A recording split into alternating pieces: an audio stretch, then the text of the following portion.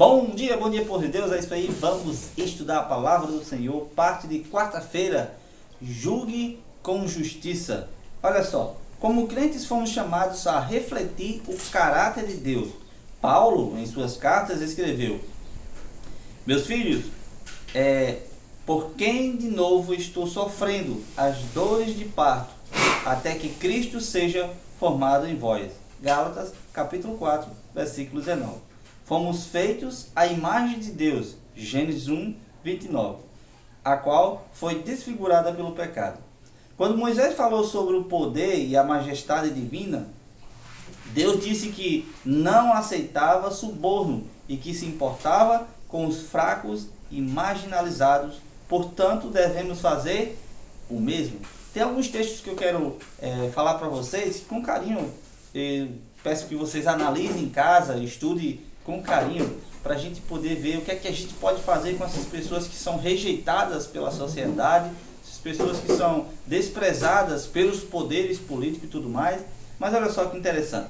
Deuteronômio 16, verso 19, é o primeiro texto, e Deuteronômio 16, 19, Deuteronômio 1, verso 16, Deuteronômio 24, verso 17 e Deuteronômio 27, verso 19. Esses textos eu vou ler para vocês o 27, verso 19, e os outros vocês analisam com carinho, porque a pergunta é assim: qual é o tema comum entre esses textos? O que eles falam? O que eu peguei foi o verso 19, que diz assim: maldito, capítulo 27, versículo 19. Maldito aquele que perverte o direito do estrangeiro, do órfão, da viúva, e todo o povo dirá amém. Olha só, dentro desse contexto, Deus via que existia ali estrangeiros, órfãos, viúvas sendo desprezada, e Deus chamou esse povo para ser um povo o quê? Um povo santo, um povo separado. O povo de Deus era um povo separado, e eles precisariam fazer a diferença. O que é que a gente vê? Olha só, é notório que na maneira dos tribunais humanos, os fracos, os pobres, os rejeitados não tem a mesma justiça que aquele com dinheiro, poder e conexão. Não importa o país, a época, a cultura, nem quão elevados sejam os princípios de justiça e equidade consagrados nas constituições e leis, ou o que quer que seja, a realidade permanece.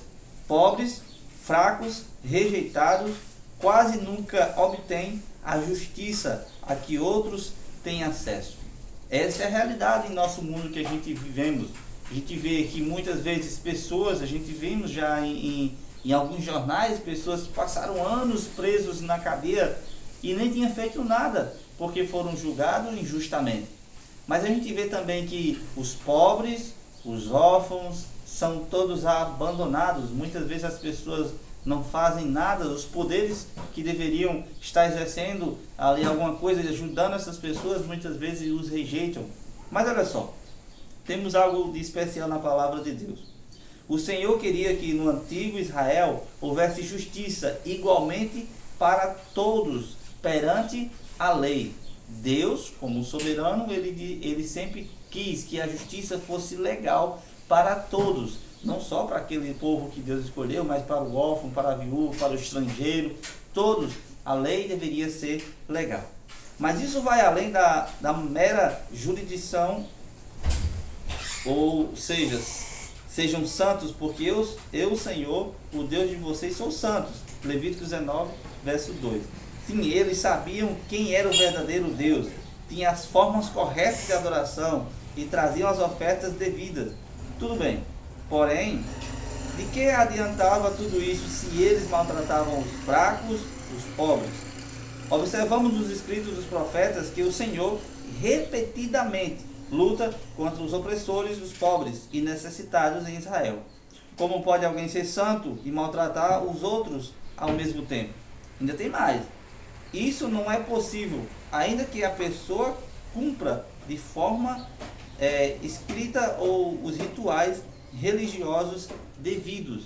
Olha só, a gente precisa analisar uma coisa com carinho. Eu sempre gosto de citar esse texto, Tiago capítulo 1, versículo 22. Tornai-vos, pois, praticantes da palavra e não somente ouvintes. Ora, se a palavra fala que você deve amar o seu próximo, tem que amar. Amar o seu amigo, amar o seu próximo, amar todos que estão aqui ao seu redor. Ora, a palavra de Deus também fala que a gente precisamos saciar a fome daqueles que têm fome. O que é que a gente precisa fazer? A gente muitas vezes temos o nosso armário cheio de alimento, mas a ganância não nos deixa tirar um pouco e levar para aqueles que necessitam. Deus está chamando você a fazer a diferença na sua casa, na sua rua, no seu bairro, na sua cidade, no seu país. O que é que você vai fazer? Ora, diante de um mundo tão agitado, diante de um mundo tão estranho, devemos ser uma luz, algo diferente, que leve esperança ao coração. Como podemos fazer isso? Por nós mesmos não conseguimos, irmão. Precisamos receber o Espírito Santo de Deus para que possamos elevar os nossos pensamentos à palavra dele e nos transformarmos à imagem dele. Que Deus possa abençoar vocês nessa manhã e que possamos voltar os olhos para a palavra de Deus e julgar, olha só, no seu trabalho com carinho, analisa com carinho no seu trabalho, se você está agindo da forma correta ou está beneficiando mais aqueles que têm mais recursos ou está menosprezando aqueles que têm menos recursos. Que Deus possa abençoar vocês e a gente possamos amar as pessoas e fazer tudo aquilo que o nosso Deus nos pediu. Deus abençoe vocês e eu vou orar nesse momento. Senhor Deus e majestoso Pai, queremos agradecer ao Senhor por essa mensagem. Nos ajuda, Senhor, a ter atos de justiça, assim como o Senhor nos pede. Nos ajuda a amar o nosso semelhante, a ajudar também aqueles que estão necessitados, os pobres, as viúvas, os estrangeiros. Nos ajuda, Senhor, a demonstrar um evangelho verdadeiro. Fica conosco, nos abençoa, em nome de Cristo Jesus. Amém.